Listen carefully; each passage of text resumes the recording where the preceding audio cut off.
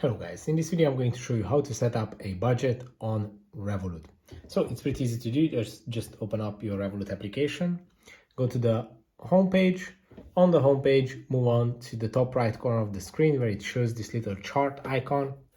And in this analytics tab, you can find all sorts of useful data. But if you scroll down, you can find the set a budget option. And here you can just type in the amount of money that you would like to have as a budget for a week or a month. You can set up either a monthly or a weekly budget. And here you can categorize your budget, as you can see, on different spending types like transfers, utilities, cash, services, groceries, shopping, travel, transport, general, cashback, credit, donations, gifts, health. So yeah, as you can see, these are all the options that you might need, and you can just type in the amount and you can see how many percentage of your balance did you use up.